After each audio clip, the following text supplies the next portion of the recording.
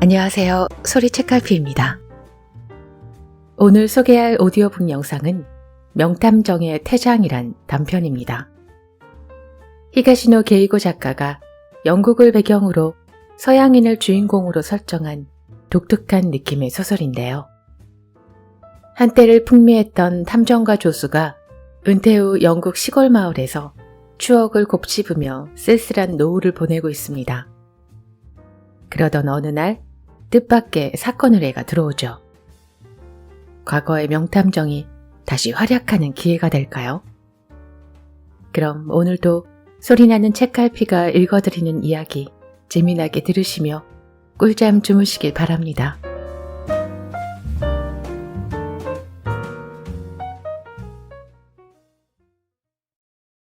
노크 소리가 났을 때 앤서니 와이크는 파이프를 물고 안락 의자에 앉아 무릎 위에 옛날 자료를 펼쳐놓고 있었다.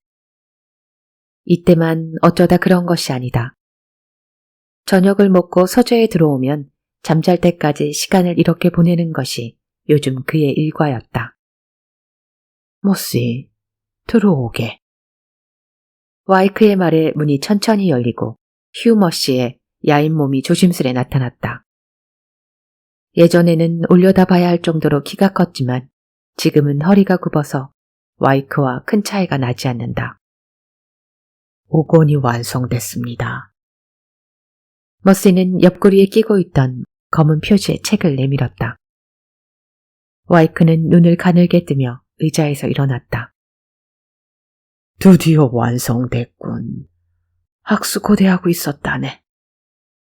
그는 파이프를 문 채 책을 받아 우선 검은 표지에 금색으로 쓰인 글자를 살펴보았다. 이거야. 모씨, 정말 훌륭해. 마왕간 살인사건 전 기록이라. 생각나지 않는가? 그 지적 흥분과 긴장감으로 가득 찬 나날들이. 네, 저도 이 책을 보며 그때를 떠올렸습니다. 머시는 몇 번이고 고개를 끄덕였다. 와이크는 다시 안락 의자에 앉아 자비로 출판한 책의 표지를 천천히 펼쳤다. 잉크 냄새가 코를 자극했다. 이건 내가 맡았던 사건들 중 최고로 힘든 것이었어. 무엇보다 단서라고 할 만한 것이 거의 없었으니까. 그러면서 용의자는 엄청 많고, 그리고 무엇보다 그는 파이프 끄트머리를 머시에게 향했다. 살해된 주인의 방이 이 정도 모자라 3중 밀실이었으니 말이야. 내 입으로 말하긴 뭐하지만 글라임 집안 사람들이 런던 경찰청에 연락하지 않고 내게 상담을 청해온 건 기적과도 같은 행운이라고 할 수밖에. 경찰놈들의 한 달 된 빵처럼 곰팡이 쓴 머리로는 그렇게 난해한 수수께끼를 도저히 못 풀었을 거야. 정말 저로서도 기억에 남는 사건이었습니다. 머시가 대답했다. 다만 유감스럽게도 그 이후로는 독창적인 범죄가 눈에 띄게 줄었습니다. 나이든 조수의 말에 와이크는 미간을 찌푸렸다. 바로 그거야, 머시. 요즘 범죄자들은 어찌나 독창성이 없는지 한다는 수법이라는 게 고작 선배들 흉내고 심지어 트릭도 제대로 준비하지 않고 사람을 죽인다니까. 내가 현역일 때는 범죄자들에게도 예술가로서의 자존심이 있었어. 물론 그들의 작품에도 결함은 있었지. 그래서 결국에 나에게 간파당해버리고 말았지만 말이야. 하지만 그런 결함도 화려함을 추구하느라 생긴 필요악 같은 것이었어. 여기까지 말하고 와이크는 기침을 한 번 했다. 목에 가래가 낀 것이었다. 옛날에는 이 정도 늘어놓는 것으로 목 상태가 나빠지는 일은 없었다. 하지만 말이지. 그는 목소리를 약간 낮추어 말하고 나서 한숨을 한 번 쉬었다. 그들만 책망하는 건 가혹할지도 몰라. 이제는 경찰의 수사 방식이 달라졌어. 매사에 과학이지. 머리 없는 시체라고 신원 확인이 불가능하지 않아. 시체를 불태워도 속지 않고 말이지. 얼마 전에는 혈흔에서 범인의 유전자를 알아내 체포했다고 하더군. 이젠 더 이상 두뇌 싸움이 아니야. 다 옛날 얘기지. 이런 마당에 범죄자에게 예술성을 요구하는 건 무리가 아니겠나. 네, 히긴스 경감도 비슷한 말씀을 하셨습니다. 머시가 언급한 사람은 런던 경찰청을 20년 전쯤에 퇴직한 남자로 탐정 와이크의 라이벌인 동시에 와이크를 돋보이게 해주는 역할을 한 사람이었다. 관련된 모든 단서를 다 설명한 뒤 진상과는 거리가 먼 결론을 이끌어내는 데는 명수였다. 그와는 지금도 가끔 만난다. 그렇겠지. 그도 나름대로 그 엉뚱한 추리를 즐겼으니까. 그러던 것이 과학으로 모든 걸 알아내는 세상이 됐으니 그의 수완을 보여줄 때가 없어지고 말았네. 빨리 은퇴하길 잘했지. 그자가 컴퓨터 앞에서 갈팡질팡하는 모습은 나 역시 추워도 보고 싶지 않으니 말이야. 네, 맞습니다. 머시는 경감의 그런 모습을 상상했는지 얼굴 가득 주름을 잡으며 익살맞게 웃었다. 그건 그렇고. 와이크는 손에 들고 있는 책에 다시 시선을 주며 마치 애완동물을 귀여워하듯 손바닥으로 책 지면을 어루만졌다. 이 사건이 내 대표작이라고 해도 과언이 아니야. 마왕간 살인사건. 기억하나, 머시? 마왕간을. 잊을 리 있겠습니까? 머시가 바짝 긴장한 표정을 지었다. 그 덕에 키도 조금 커진 것처럼 보였다. 이상한 형태였죠. 마왕의 머리라고 불리는 별채가 있었죠. 살인은 바로 그곳에서 일어났지. 와이크가 눈을 빛내며 책을 끌어안더니 자리에서 벌떡 일어났다. 살해된 건 주인 타이타스 글라임경이었어. 사교성도 없고 세상과도 접촉을 피하며 사는 인물이었지. 그러면서 동성애자라는 소문도 있었고. 그랬죠. 자칭 애인이 있었죠. 이름이 리처드였지. 리처드 스미스. 안색은 나쁜 주제에 몸은 우람한 알 수 없는 남자였지. 뻔뻔하게도 글라임경에 막대한 유산을 요구했지. 네, 그랬었죠. 마왕간 본체에 살던 사람은 리처드를 포함해 7명이었습니다. 하지만 가족이라 부를 만한 사람은 머시가 거기까지 말했을 때 단 한 사람, 글라임경의 딸 에밀리 라고 와이크가 가로채듯 말했다. 5살이었어. 마지막 부인과의 사이에서 낳은 아이였지. 부인은 사건 2년 전에 병으로 죽었고 동거인 중 2명은 조카, 2명은 사촌 동생, 나머지 2명이 에밀리의 가정교사였던 마담 로체스터와 식객인 리처드. 그랬죠. 글라임경의 하녀였던 신라양이 우리를 찾아온 게 시작이었습니다. 의뢰 내용은 어떤 자가 주인을 노리고 있으니 도와달라는 것이었고요. 물론 우리는 자동차로 곧장 달려갔지. 눈보라가 치는 가운데 말이야. 사건은 아직 일어나기 전이었지만 이 코가 먼저 반응하더군. 와이크는 자신의 매부리 코를 집게 손가락으로 튕겼다. 그녀는 온몸으로 처참한 사건의 냄새를 발산하고 있었어. 그리고 그건 유감스럽게도 내 기분 탓이 아니었지. 우리가 현장에 도착했을 때 글라임경은 이미 죽어 있었으니까. 그리고 그는 아니야. 라며 자신의 관자놀이를 두세 번 찌르더니 머리를 흔들었다. 도착했을 당시에는 살해당했다는 걸 알아차리지 못했지. 글라임경이 별채에서 휴식 중이라고 해서 말이야. 그때는 이미 눈이 그친 뒤였고 마왕의 머리라고 불리는 별채 주변은 온통 은빛색이었어. 나중에 본 참극과는 너무나 대조적이었지. 그리고 밀실, 삼중 밀실. 와이크는 손가락 3개를 세워 보였다. 시체는 별채에 있는 서재에서 발견됐는데 서재에도 별채 출입구에도 자물쇠가 걸려 있었어. 시체 역시 예사롭지 않았지. 중세 갑옷을 입고 그 안에서 목이 졸려 죽은 상태였으니 더구나 용의자 전원에게 알리바이가 있고 나중에 도착한 히긴스 경감이 악마의 짓이라고 결론을 내린 것도 무리가 아니야. 네, 그런데 그렇게 어려운 사건을 와이크 경께서 멋지게 해결해내셨죠. 그날 밤 일은 지금도 눈에 선합니다.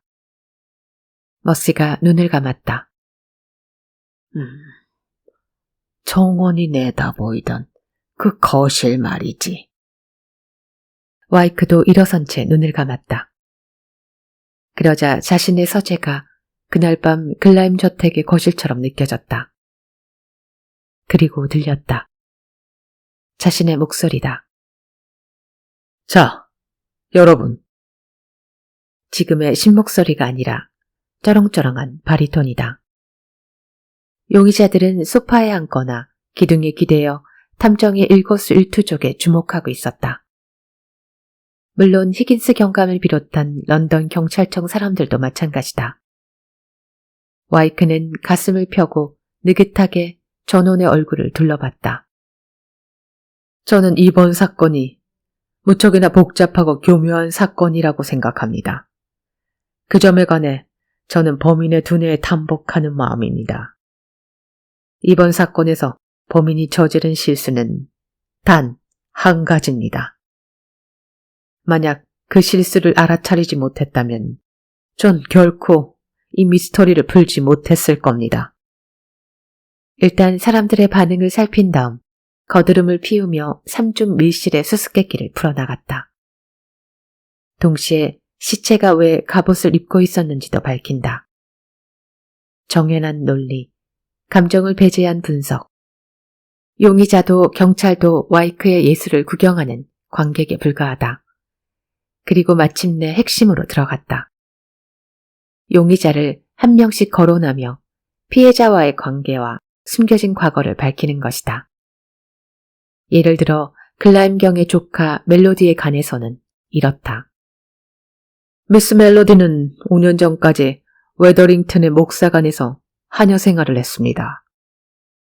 그런데 근처 술집의 요리사와 사랑에 빠져 임신을 하고 말았습니다. 그녀는 그 남자와 사랑의 도피 행각을 벌였지만 어느 날 남자가 잠적해버립니다. 별 수 없이 그녀는 출산한 다음 아기를 데리고 돌아와 목사관에 놔두고 도망쳤습니다. 그 아이는 지금도 거기서 자라고 있습니다. 미스 멜로디는 매년 크리스마스에 익명으로 선물을 보내왔는데 올해는 큰맘 먹고 가서 만나보기로 한 것입니다. 그 증거로 여기 편지가 있습니다. 그리고 망연자실하게 서 있는 미스 멜로디에게는 눈길도 주지 않은 채 품에서 편지 한 통을 꺼낸다. 이런 식이다. 또한 그는 그 시점에서 다시 한번 사건 당일 밤 각자의 행동을 정리한다. 여기서도 미스 멜로디의 사례를 들어보자. 사건 당일 밤 그녀는 이 편지를 쓰고 있었습니다. 하지만 글라임 경에게 그것을 들키고 맙니다. 그는 미스 멜로디가 때묻지 않은 순결한 여인이라고 믿고 있었기 때문에 매우 화가 나서 소리칩니다. 이 더러운 년이라고요. 그것이 리처드 씨가 들은 소리입니다. 이런 식으로 용의자 전원에 대해 해설한다. 그의 말을 분석하면 진범은 저절로 드러나는 것이다. 그래서 이 부분에서 와이크는 히긴스 경감 일행을 보며 말한다. 이렇게까지 말했으면 총명한 경감님은 이제 모든 걸 아셨으리라고 생각합니다만. 그러면 경감은 부하들 눈치를 살피고 안절부절 못하며 이렇게 말한다. 그래요. 대강은 말이지. 그리고 가볍게 헛기침을 한다. 하지만 말이야. 여기까지 자네가 설명했는데 내가 밝히는 것도 불공평하잖나. 자, 오늘만은 자네에게 꽃다발을 안겨주고 싶은 생각이 든단 말이지. 좋습니다. 경감님의 배려에 감사드립니다. 와이크는 머리를 숙인다. 이는 항상 경감과 치르는 의식과도 같은 것이다. 자, 여러분. 그는 다시 용의자들 쪽을 향한다. 그럼 이제 사건의 진상을 말씀드리겠습니다. 진범은 도대체 누구인가? 그건 이미 명백해졌습니다. 삼중 밀실을 만들어낼 수 있는 사람, 글라임경에게 갑옷을 입도록 할 수 있는 자, 그리고 그를 살해할 만한 동기가 있는 자. 이 세 가지 점으로 압축하면 되는 겁니다. 와이크는 자신의 얼굴 앞에 검지를 똑바로 세웠다가 그걸 천천히 한 인물 쪽으로 향하게 했다. 범인은 당신입니다. 마담 로체스터. 그가 내민 손가락을 기품 있는 용모의 로체스터 부인이 마치 총구라도 보는 듯한 눈으로 바라보았다. 그리고 갈색 머리를 힘없이 좌우로 흔들었다. 겁에 질려 있으면서도 이상하리만치 안도하는 기색이 보인다. 나는... 그녀가 일어선다. 그리고 와이크를 향한 채 뒷걸음질 친다. 발꿈치가 뒤편 기둥에 닿는 순간 그녀는 춤추듯 도망쳤다. 입구에 부하를 배치하라고 경감에게 부탁하지 않은 게 실수였다. 마담 로체스터의 모습이 완전히 사라진 뒤에야 경감, 그녀를 쫓아가세요. 라고 와이크는 외친다. 그 말을 듣고서야 겨우 상황을 파악한 듯 히긴스 경감은 부하에게 지시를 내린다. 그의 부하들 역시 지시를 받기 전까지 인형처럼 서 있을 뿐이다. 마담 로체스터는 심장병을 앓고 있었다. 평소에는 전력 질주 같은 건 하지 않았음이 틀림없다. 그런 그녀가 갑자기 도주한 것이다. 또 와이크가 그녀가 범인임을 지목한 것도 그녀의 심장에 부담을 주었을지도 모른다. 그녀가 마왕의 머리로 가는 길에 있는 정원에서 발작을 일으켜 쓰러진 것이다. 경감의 부하가 안아 일으켰지만 1시간 뒤 숨을 거둘 때까지 끝내 의식은 돌아오지 않았다. 단지 하나 마음에 걸리는 게 있다면? 현실로 돌아온 와이크가 머스에게 말했다. 마담 로체스터 본인의 입으로 사건의 진상을 듣지 못한 것이지. 물론 내 추리가 틀림없다고 생각하지만 얼마만큼 정확히 맞췄는지 알고 싶어서 말이야. 만약 그걸 들을 수 있다면 이 수기에서도 그 점을 강조할 수 있었을 텐데. 그는 검은 표지에 책을 집어올렸다. 예를 들어 나는 글라임경이 살해당하기 전에 자신의 집에서 만든 쓰디쓴 맥주를 마시고 싶어 했던 이유에 대해서도 추리해 놓은 게 있어. 그 자체는 사건과 직접 관계가 없지만 마담 로체스터에게 들었다면 확인할 수 있었을 텐데 말이야. 그렇게 되면 내 추리의 치밀함이 더욱 돋보였을 거야. 머시는 동료의 푸념을 들어주는 노인처럼 당나귀 같은 머리를 끄덕거렸다. 어쨌든 대단한 사건이었어. 와이크는 책을 아주 소중한 물건 다루듯 책장에 꽂아 넣고 안락의자에 앉았다. 요즘 다리가 약해졌는지 조금만 오래 서 있어도 무릎 주위가 욱신거려 왔다. 이제 그런 사건은 없을 거야. 그는 고개를 흔들었다. 꿈과 낭만을 줬었지. 다 옛날 얘기야. 죽기 전에 단 한 번이라도 그런 사건을 다시 만날 수 있다면... 아니... 그는 잠깐 말을 끊었다가 다시 이었다. 그 정도의 사건이 아니라도 좋아. 하지만 내 두뇌가 건재한 동안에 미스테리를 하나 더 풀고 싶어. 내게 어울리는 그런 미스테리를 만나고 싶어. 안 그런가, 머시? 연로한 조스는 고개를 들고 오랫동안 섬겨온 주인을 봤다. 그건 누릴 수 없는 사치일까? 왕년의 명탐정이 나지막히 물었다.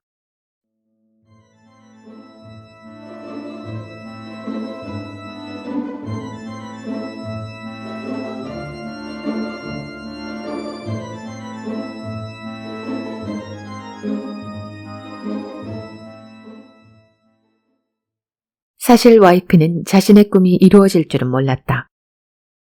탐정이라는 직업이 이제 아무짝에도 쓸모가 없다는 것은 누구보다도 그 자신이 잘 알고 있었다. 그래서 북부 교외 지역에 틀어박혀 과거 자신이 해결한 대표적인 사건들을 수기로 써서 자비 출판하는 작업에 전념했던 것이다. 최근에는 강연을 의뢰해오는 일도 없고 원고를 청탁하는 출판사도 없었다. 그래도 젊은 시절 벌어놓은 것이 꽤 있어서 하늘을 고용할 정도는 되었다. 그리고 결혼한 딸이 얼마간의 생활비도 보내주고 있었다. 그런 까닭에 두 사람의 일가는 오로지 지난 사건을 잊지 않도록 이야기하고 또 이야기하는 것뿐이었다. 그러던 두 사람에게 의뢰인이 찾아왔다. 강연도 원고도 아닌 사건을 의뢰하러 온 것이다. 그녀의 이름은 메리 호크. 나이는 30대 중반 정도라고 했다. 코트 안에 회색 줄무늬가 들어간 짙은 감색 원피스를 입고 있었다. 가슴에는 금줄로 세공된 브로치. 피들턴에서 왔다고 그녀는 말했다. 가까운 시골 마을이다. 저는 로겔가에서 가정부 일을 하고 있습니다. 그리고 그녀는 다소 긴장된 표정을 한 채 곧바로 본론으로 들어갔다. 주인이신 엘프리드 로겔 씨의 일로 상담을 청하러 왔습니다. 앤서니 와이크 씨가 매우 훌륭한 분이라고 들어서요. 그저 탐정일 뿐이요. 와이크는 20년 만에 이런 대사를 읊었다.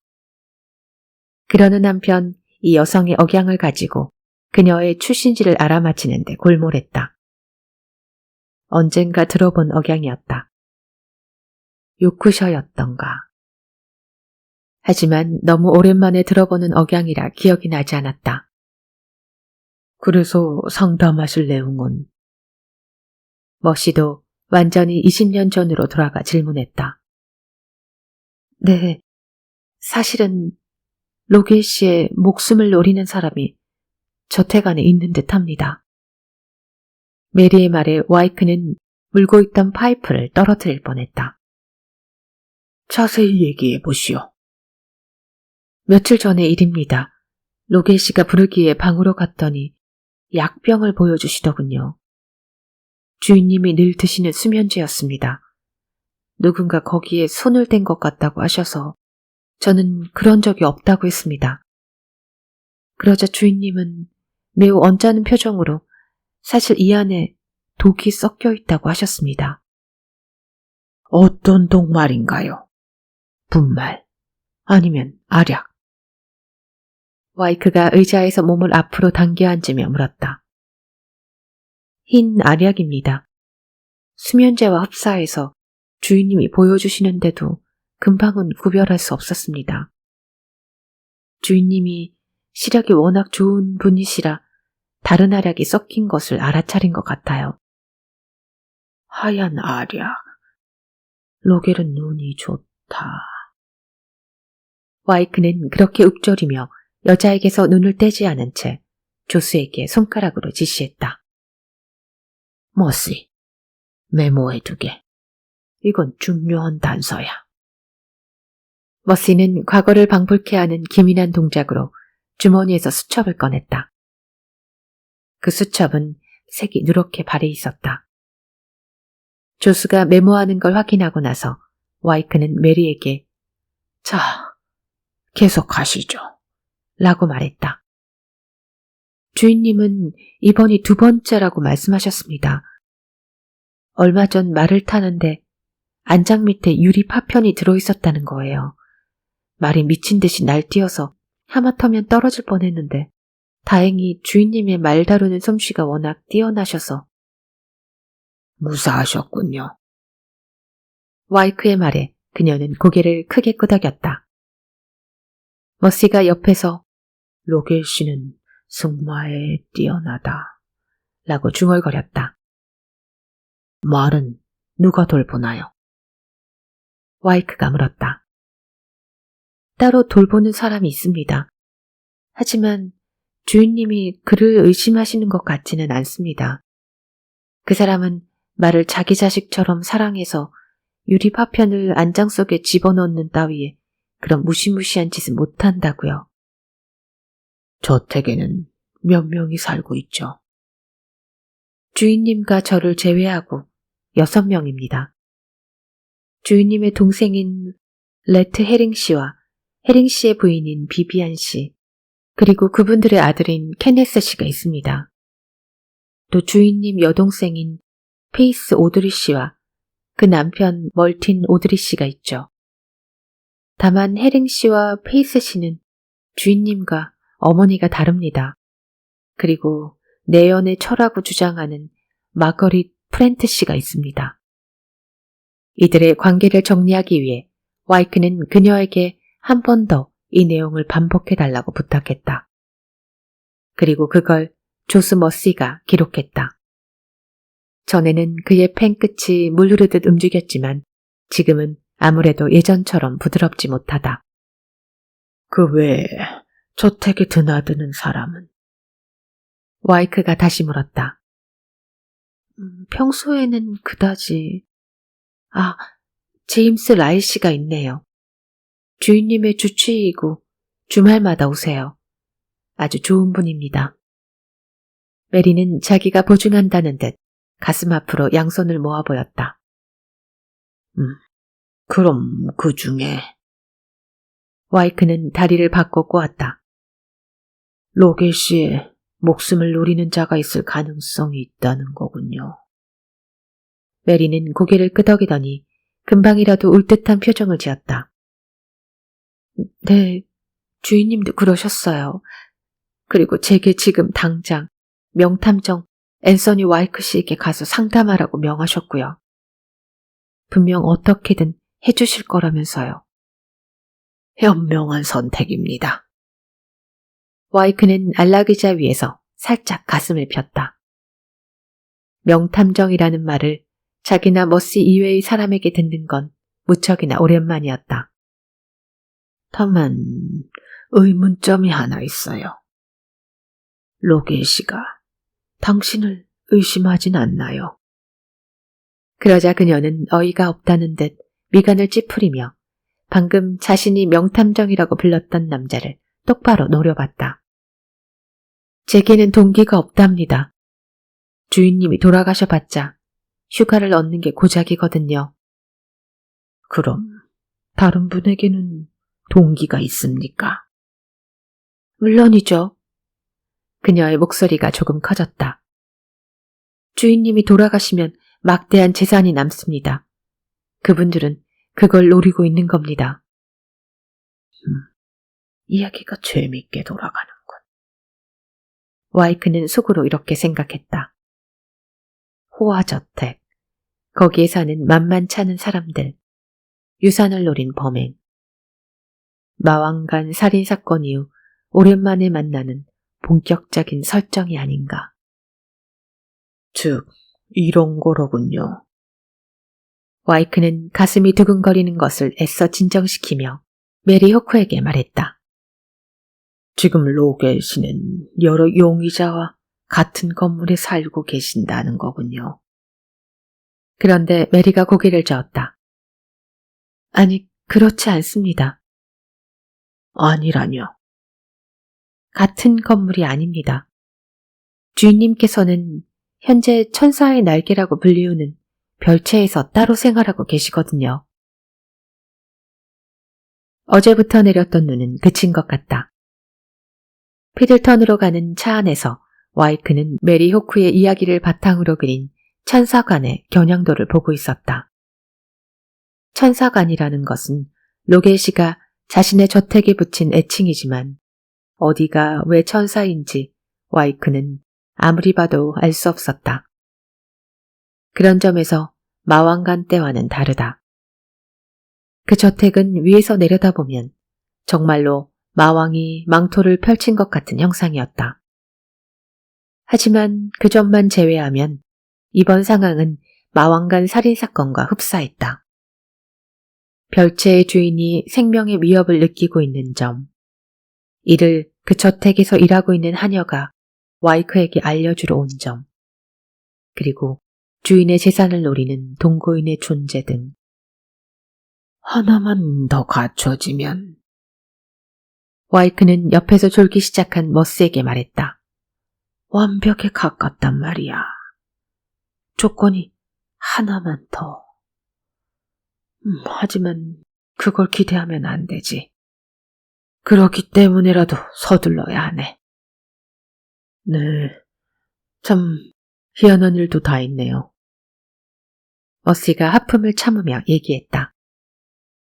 그는 어젯밤 오랜만에 사무용 가방을 꺼낸 모양인데 돋보기와 망원경, 여벌의 열쇠 꾸러미 같은 것들이 모조리 먼지 투성이이고 회중식에는 10여 년 전의 시각을 표시한 채 미동도 하지 않았다고 한다.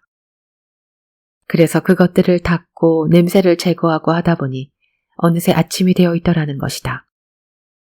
그래도 아직 완전하지는 않은지 그가 안고 있는 가죽 가방에서는 뭐라 말할 수 없는 악취가 흘러나오고 있었다. 갑자기 쿵 하고 충격이 있더니 차가 멈췄다.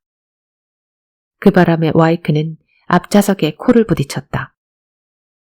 머리가 띵해지는 것과 동시에 그는 상상에서 현실로 돌아왔다.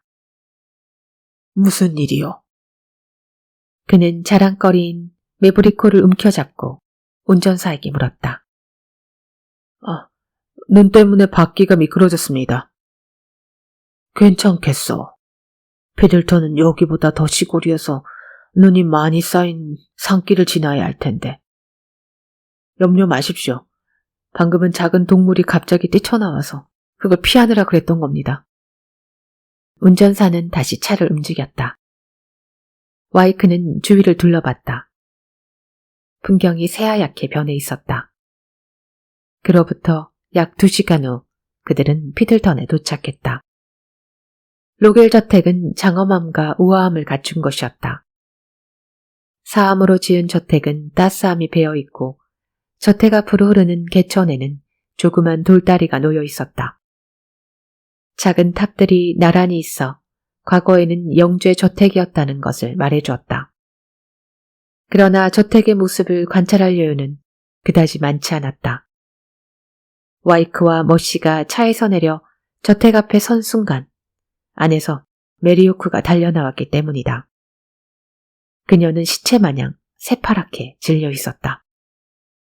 주인님 이상해요. 별채로 가신 후 아무런 소식이 없습니다. 인터폰으로 불러봐도 응답이 없어요. 별채가 어느 쪽입니까? 와이크는 짐을 들고 뛰려고 했다. 하지만 요즘 들어 약해진 다리에 순발력을 요구하는 것은 가혹한 일이었다. 그는 허벅지 뒤쪽으로 전기가 흐르는 걸 느끼며 그 자리에 주저앉더니 간신히 일어나서 한쪽 다리를 질질 끌며 메리를 뒤따라갔다. 머시는 그게 전속력인지 식료품점의 캐비어라도 사러 가는 듯한 속도로 걸었다. 저택안을 통과해 그들은 뒷마당으로 통하는 문 앞에 이르렀다. 거기에는 건강한 체구의 남자와 금발의 아가씨가 있었다. 남자는 제임스 라일이라고 자신을 소개했다. 로겟시의 주치의였다. 여자는 자칭 네어네처 마거리 프렌트였다. 상황을 보러 가려던 참입니다. 하지만 라일이 말했다. 상황이 이러니까요. 와이크 씨가 오셨다는 얘기를 듣고 맡기는 게 좋겠다고 생각해서 여기서 그저 기다리고 있었습니다. 와이크는 문 앞에 서서 뒷마당을 살펴봤다.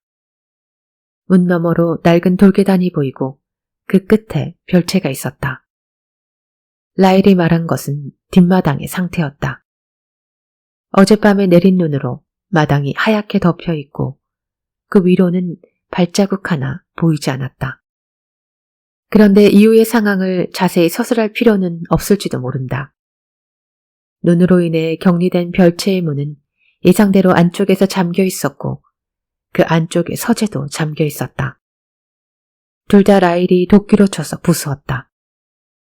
그러지 않으면 들어갈 수 없었다. 그리고 서재에서 발견된 것은 의자 위에 인형처럼 무너져 내린 엘프리드 로겟이었다. 가슴에는 피가 흐르고 있고 손에는 권총이 쥐어져 있었다. 주치의 라일은 잠깐 살펴보더니 이내 고개를 흔들었다. 이 총은 로겟의 것인가요? 와이크가 물었다. 그럴 거예요. 벽에 거의 달라붙다시피 하며 시체를 외면하고 있던 마거릿 프렌트가 말했다. 그 총을 서랍 안에 넣어둔 걸 본 적이 있어요. 주치의 라일은 죽은 로겔의 손에서 권총을 빼낸 뒤 와이크에게 건넸다. 상당한 무게감과 싸늘한 감촉이 느껴졌다. 여기로 다들 모이게 했으면 좋겠군요. 모두들의 이야기를 좀 듣고 싶네요. 와이크는 권총으로 천장을 쏘는 신용을 했다. 동거인 모두가 한자리에 모였다. 헤링 부부와 아들, 오드리 부부, 마거릿과 제임스 라일. 와이크는 한 사람씩 얘기를 들었다. 사실 그로서는 내심 환영할 만한 사태가 하나 있었다. 여기로 오는 도로에 눈사태가 발생해 마을로의 통행이 불가능해진 것이다. 게다가 그 사고의 여파로 전화선도 절단된 상태였다. 즉, 고성을 연상시키는 이 저택은 이제 외부로부터 완전히 고립된 것이다.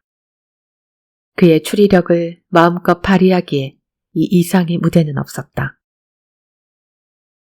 정말 신기한 일이야. 그날 밤 잠자리에 들기 전 와이크가 머스에게 말했다.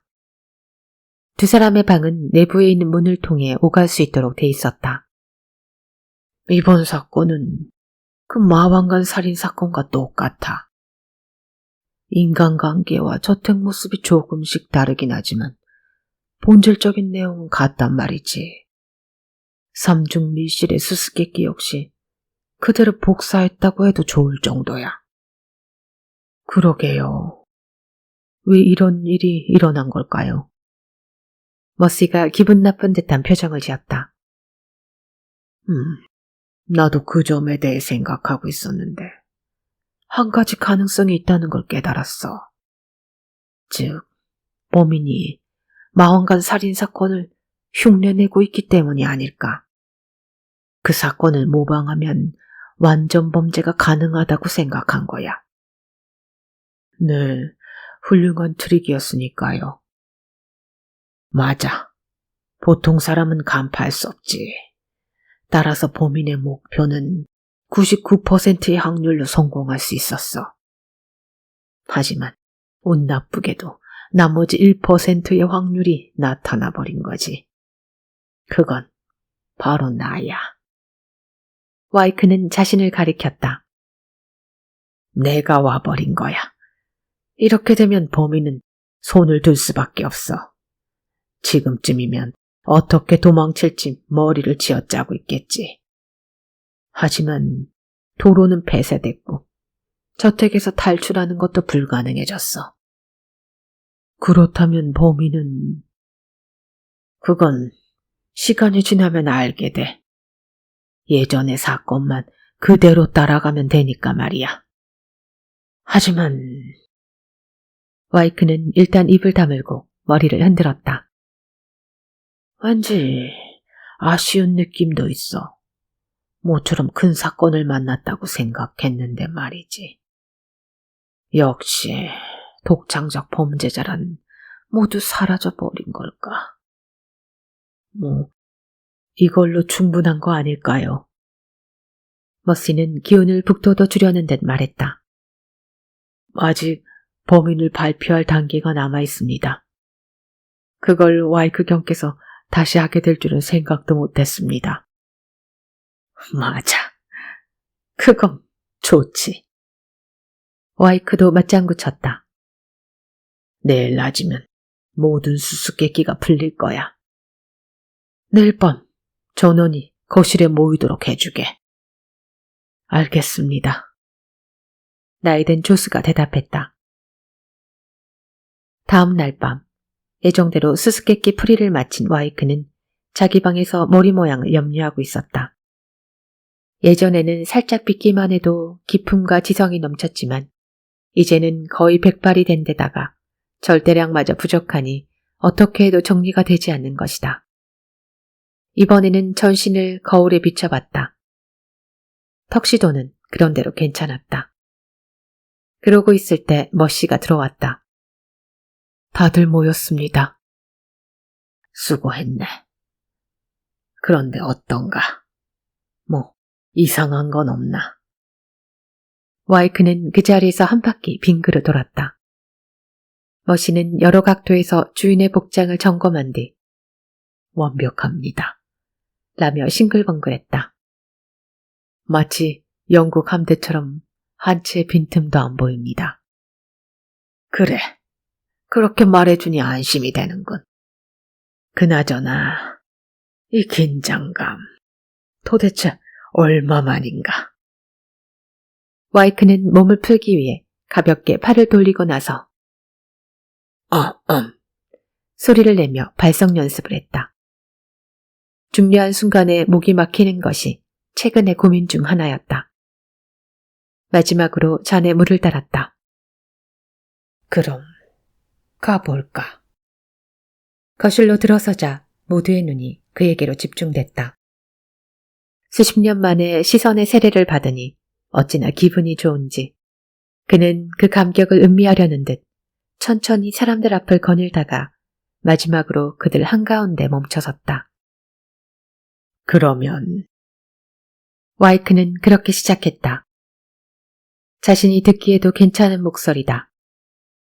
오페라에서도 그렇지만 항상 첫 마디가 중요하다. 그러면 이번 사건의 수수께끼를 지금부터 풀어보도록 하겠습니다. 이번 사건은 인간의 지적 능력, 그 한계까지 도달한 계획살인이었습니다. 저 탐정 와이크가 나섰다는 우연이 없었더라면 사건은 완벽히 범인의 예측대로 전개됐을 겁니다. 컨디션이 상당히 좋았다. 목이 막힐 일도 없을 것 같았다. 하지만 그러면 우선 밀실의 수수께끼에 대해서까지 말했을 때였다. 어떻게 된 일인지 갑자기 목소리가 나오지 않았다. 목이 막힌 것이 아니라 발성법 자체를 잊은 것 같았다. 그리고 온몸에 힘이 빠져나가는 듯한 느낌에 와이크는 바닥에 주저앉고 말았다. 왜 그러십니까? 가까이 앉아있던 제임스 라일이 달려와 와이크의 맥을 짚었다. 이거 안 좋은데요. 아무래도 심장 발작 같습니다. 거기 테이블 좀. 그의 지시로 테이블 위에 물건이 치워지고 와이크가 거기 누웠다. 와이크는 어떻게든 움직여보려 했지만 손발이 말을 듣지 않았다. 입도 움직이지 않는다. 겨우 움직일 수 있는 것은 눈동자뿐이었다. 귀는 문제없이 소리를 듣고 있다. 인생 마지막이 될 무대에서 이 무슨 추태란 말인가. 너무 분해서 이를 갈고 싶지만 그것조차 할 수 없다. 조금만 쉬고 나면 좋아질 겁니다. 라일이 사람들에게 말했다. 머시가 걱정스러운 듯 다가와 아카스의 단추를 풀어줬다. 어떻게 하죠? 이 중요한 순간에 탐정이 쓰러져 버렸으니. 페이스 오드리가 말했다. 그러자 그녀의 남편인 멀틴 오드리가 천천히 일어섰다. 어쩔 수 없군. 내가 한번 수수께끼를 풀어보죠. 그 말을 들은 와이크가 눈을 깜빡였다. 쓸데없는 짓. 아마추어가 이 사건을 풀 리가 있나. 하지만 와이크의 그런 걱정을 아는지 모르는지 해링이 좋아, 한번 해봐 라고 부추기듯 말했다. 그의 부인 비비안과 아들인 케네스도 박수를 쳐댔다. 그러면 여러분의 요청에 의해 제가 탐정 대역을 해보겠습니다. 먼저 밀실 수수께끼. 뭐야, 말도 안 돼. 와이크는 생각했다. 멀틴이 삼촌 밀실의 수수께끼를 풀었단 말인가. 그의 그런 의혹에도 멀틴 오드리는 밀실 트릭에 대한 해설을 시작했다. 그건 완벽에 가까웠고 와이크의 추리와 별 차이가 없었다. 어쩌면 이 남자는 마왕간 살인사건을 알고 있는지도 모르겠다고 와이크는 생각했다. 이어서 멀티는 각자의 양력을 소개한 뒤 사건 발생 당시의 행동을 정리해갔다. 그것 또한 와이크가 늘 취하던 방식이다. 마치 와이크의 생각을 대변한 듯 논리 정연했다. 이제 범인이 누군지는 명백해졌습니다. 멀틴 오드리는 사람들 앞을 한 바퀴 돈 뒤 걸음을 멈췄다. 그리고 천천히 한 사람을 가리켰다. 범인은 당신이야, 레트 에링. 지금 무슨 말을 하는 거야? 라고 와이크는 외치고 싶었다. 지금까지의 추리로 보아 범인은 제임스 라일 외에는 생각할 수 없었다. 말도 안 되는 소리. 내가 왜 엘프레드를 죽이겠어? 해링도 분노에 차서 소리쳤다. 하지만 멀티는 자신의 찬 목소리로 계속했다. 사업이 잘 안 됐던 당신은 그의 유산이 탐났죠. 그래서 그를 죽이기로 했죠. 당신은 사건이 일어났을 때 자기 방에 있었다고 했지만 그건 거짓말입니다. 사실은 눈이 내리는 동안 별채로 가서 로게 씨를 살해했죠. 무엇보다 명백한 증거가 뒷문 옆에 떨어져 있었죠. 그건 바로 하늘의 실입니다. 실. 와이크는 자신의 귀를 의심했다. 그런 게 떨어져 있을 줄은 전혀 몰랐다. 하지만 그의 놀라움을 뒤로하고 멀티는 계속 추리를 전개해갔다.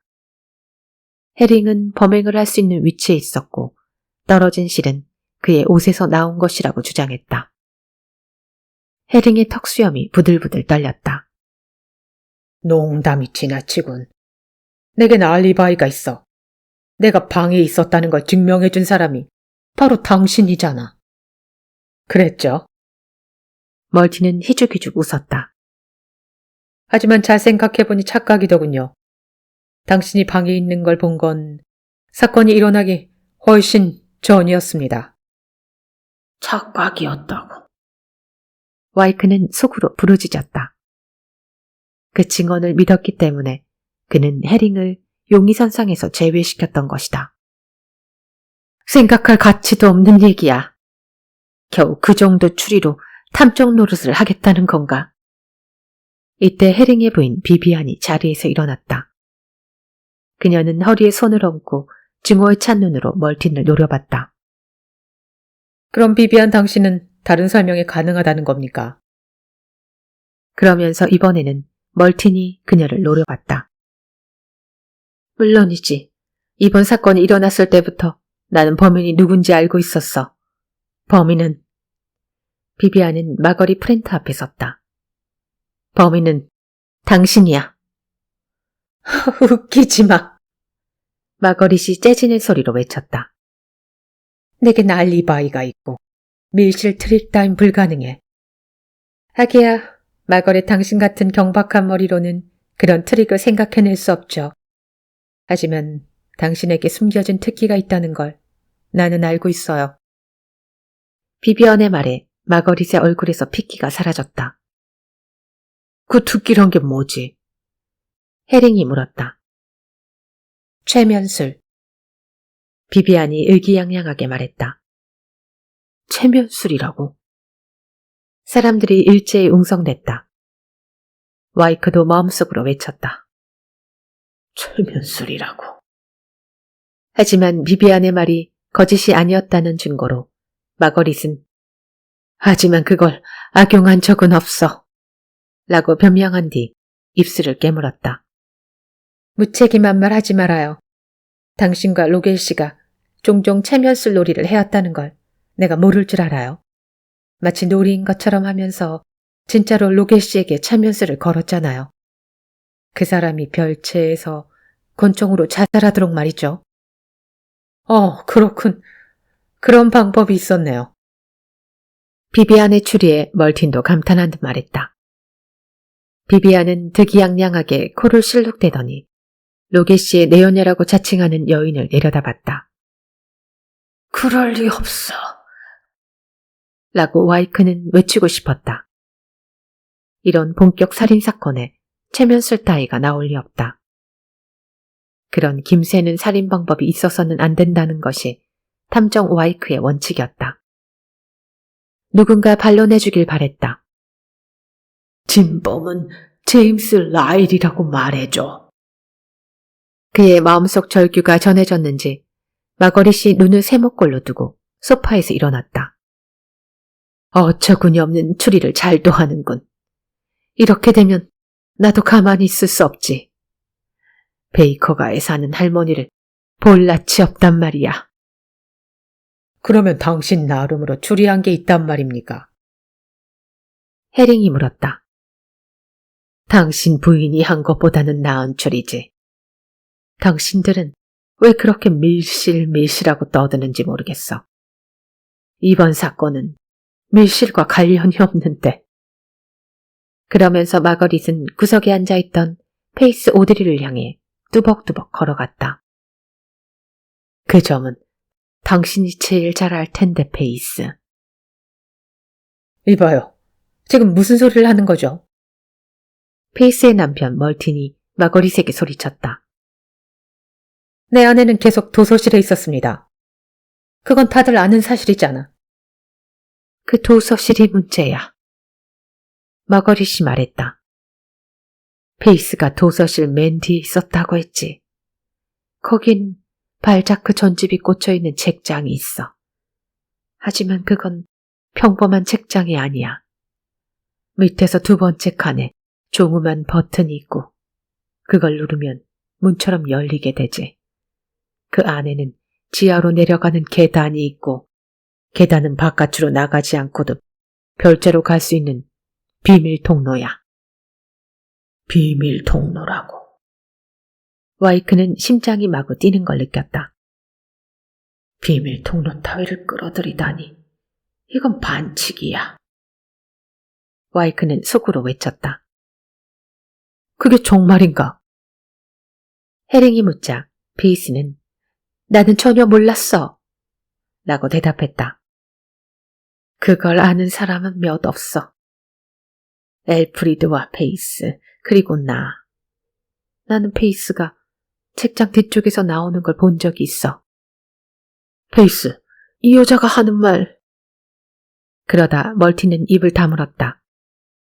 그러자 페이스가 체념한 듯 말했다. 맞아. 이봐, 페이스. 하지만 페이스는 마거릿을 똑바로 쳐다봤다. 나는 범인이 아니야. 그날 나는 비밀 통로를 사용하지 않았어. 그걸 어떻게 믿지? 그럼 내가 믿게 해주지. 페이스는 천천히 고개를 돌려 자리에 가서 앉은 비비안에게 말했다. 범인은 당신이야. 샛길에 출입구 자물쇠, 예비 열쇠가 없다는 건 거짓말이죠. 비비안 당신이 그 열쇠를 갖고 있다는 걸 난 알아요. 뭐라고? 모두가 놀라 소리쳤다. 하지만 페이스가 범인으로 지목한 비비안은 꺾이지 않고 좀 전과 마찬가지로 마거릿이 범인이라고 주장했다. 그리고 마거릿은 여전히 페이스라고 범인을 주장했다. 일이 이렇게 되자 자신도 가만히 있을 수 없다고 생각한 해링은 가정부 메리오크가 범인이라는 기발한 의견을 내놓았다. 메리는 분통을 터뜨리며 이제 겨우 10살인 해링 부부의 아들 케네스가 의심스럽다고 주장하기 시작했다. 명탐정 와이크는 몹시 혼란스러웠다. 도대체 뭐가 뭔지 알 수 없었다. 각자의 주장은 터무니없는 것이지만 나름의 논리를 갖췄다는 것이 문제였다. 그런데 어떻게 된 영문인지 아무도 제임스 라일이 범인이라고는 말하지 않았다. 와이크는 심장의 고동이 자꾸만 빨라지는 걸 느꼈다. 호흡마저 곤란했다. 아버지와 아들이 함께 의심을 받다니 어처구니가 없군. 아들까지 범인으로 지목되자 해링의 수염이 한층 격렬하게 떨렸다. 이렇게 되면 가만히 있을 수 없지, 케네스. 아들아, 너도 뭔가 말해보렴. 아버지의 말에 아들 케네스는 사람들을 둘러봤다. 그리고 조심스럽게 입을 열었다. 범인은 라일 아저씨. 오! 와이크는 눈을 감았다. 마침내 그 이름이 나왔다. 올바른 추리를 한 사람이 10살짜리 꼬마라니. 하지만 그의 이런 생각은 다음 순간 완전히 무너져 버렸다. 모두가 웃음을 터뜨렸기 때문이다. 아무래도 그건 아니지, 케네스. 해링이 말했다. 그래, 그건 아니지. 그렇게 말한 건 비비안. 이번 사건에서 라일 씨를 범인으로 생각하는 건 가장 바보 같은 짓이야. 이건 말틴. 그러니까 이번 사건은 메리가 한층 세댄 소리로 외치자 모두가 합창하듯 뒤를 이었다. 마왕간 살인의 복사판이잖아. 마왕간. 순간 와이크는 눈앞이 깜깜해졌다. 그리고 의식이 어딘가로 빨려 들어가는 것을 느꼈다.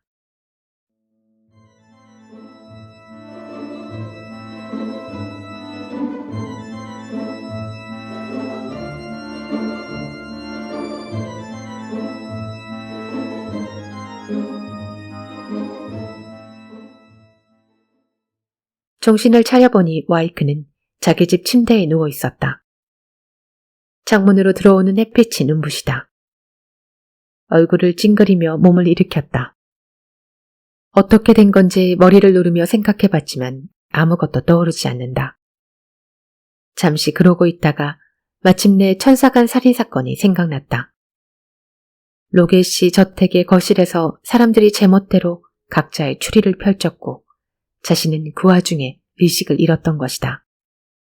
그러고서 어떻게 됐지? 눈머리를 누르며 기억을 떠올리려고 애쓰고 있는데 침실 문이 열렸다. 그리고 머씨가 들어왔다. 머씨는 주인이 일어난 것을 보고 순간 놀란 듯했다. 하지만 이내 미소를 띄었다.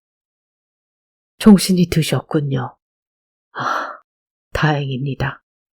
의사 선생님도 별일 없을 거라고 했죠. 머씨, 사건은 어떻게 됐지? 와이크가 득달같이 물었다. 범인은 누구였어? 하지만 늙은 조수는 고개를 살짝 기울였다. 사건이라니요. 전사관 살인사건 말이야. 로겟 씨를 죽인 게 누군가? 그래도 머씨는 이해가 안 된다는 표정으로 로겟 씨는 살아계십니다. 라고 대답했다. 살아있다고? 와이크가 외쳤다. 그럴 리가 없어. 천사관 별채의 삼중 밀실에 갇혀 죽었잖아. 그러자 머씨가 슬픈 표정으로 주인을 바라봤다. 주인님, 조금 더 쉬는 편이... 쉬어. 그럴 필요 없어. 넌 멀쩡하다고. 하지만 와이크도 머씨의 눈을 보고 있자니 서서히 불안해졌다. 내가 언제 어디서 쓰러졌지? 로겟 씨 저택으로 가는 길에요. 차가 눈길에 미끄러져 나무에 부딪혔습니다. 그때 정신을 잃으셨지요. 그래서 로겟이 저택에 가지 않고 돌아왔던 겁니다. 그 이후로 여태까지 쭉 주무셨습니다. 돌아왔다고? 그럴 리 없다고 와이크는 생각했다. 그건 전부 꿈이었단 말인가. 그러면 로겟이는 여전히 살인 위협에 떨고 있겠군. 아닙니다. 문제가 해결됐습니다. 전부 로겟이의 기우로 드러났지요. 기우라고? 네. 수면제에 섞여 있었다는 독은 사실 비타민제였습니다. 병원에서 착오가 있었다고 하네요. 또 말 한 장에서 발견된 유리 파편도 그저 동네 아이들이 장난을 친 거고요. 하여간 로겟씨가 엄청 화를 내셨다고 들었습니다. 무슨 이런... 와이크는 자신의 머리를 감싸 안았다. 그럼 정말 꿈이었단 말인가? 하긴 꿈이 아니라면 납득할 수 없는 일이 너무 많았다. 침대 옆에 놓여있는 책이 눈에 들어왔다. 손으로 집어들었다. 앤서니 와이크의 수기 제5권 마왕간 살인사건 전 기록이라고 표지에 쓰여 있었다. 그는 팔락팔락 책장을 넘기다가 맨 마지막에 수수께끼 풀이 장면을 열었다. 범인은 당신입니다. 마담 로체스터. 와이크 자신이 외치는 부분이다. 그는 천사간 살인사건에 대해 생각했다. 그 사건은 처음부터 끝까지 마왕간 살인사건과 똑같다. 그래서 같은 추리를 전개하면 되었다. 그렇다면 제임스 라일이 범인이라는 건데. 그는 책을 펼친 채 먼 곳을 바라보는 눈길로 중얼거렸다. 모씨, 과연 마왕간 살인사건의 범인이 마담 로체스터였을까? 다시 10년이 흘렀다.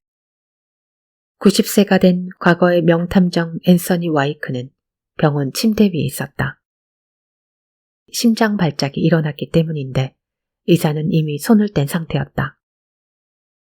와이크는 옅어지는 의식 속에서 마왕간 살인사건을 생각하고 있었다. 과연 자신의 추리는 옳았던 것일까? 그 밀실에는 정말 비밀 통로가 없었을까? 당시 사람들의 증언 중에 착오는 없었을까? 혹시 그 사람 중에 최면수를 쓸 만한 사람은 없었을까? 그는 오른팔을 이불 밖으로 꺼내 허공을 잡으려는 듯한 동작을 했다. 왜 그러십니까? 모씨가 물었다. 해답을... 와이크가 말했다. 제게 해답을 가르쳐 주십시오. 이것이 그가 남긴 마지막 말이었다. 명탐정 앤서니 와이크, 여기에 잠들다. 그는 교회 묘지에 매장됐다. 평생을 독신이자 천의 고아로 살았던 그를 휴머 씨와 히긴스 전 경감 등이 함께 떠나보냈다.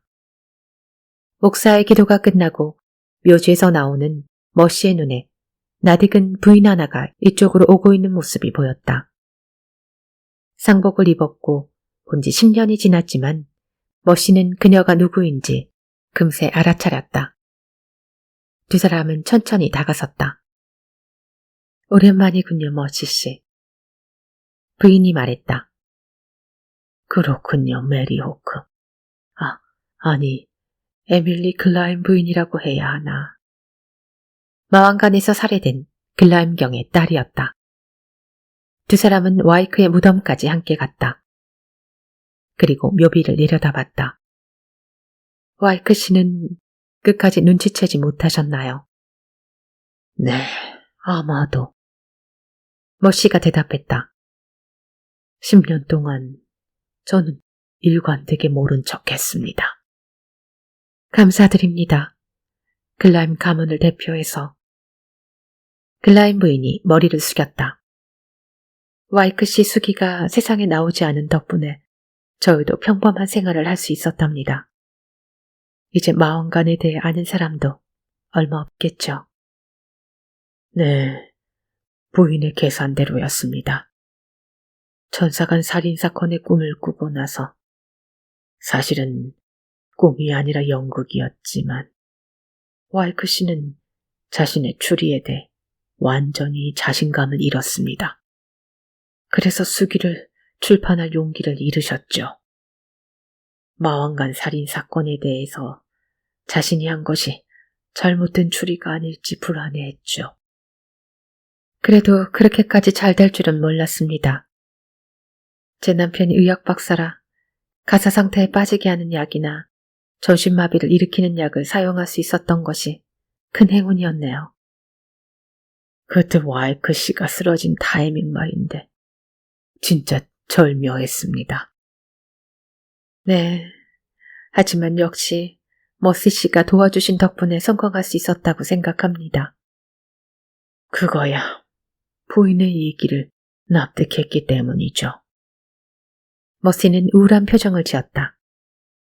분명 살인사건은 탐정에겐 큰 수확이기 때문에 사람들에게 자랑하고 싶죠. 또한 그것은 탐정 노릇을 계속하게 해주는 간판이 됩니다. 하지만 사건 당사자들에게는 빨리 잊고 싶은 악몽일 뿐이죠. 세상 사람들도 빨리 잊어주길 바라고요. 거기다 프라이버시 문제도 있고요. 수수께끼를 풀기 위해서는 건드리고 싶지 않은 각자의 과거까지 언급되기 마련이니까요.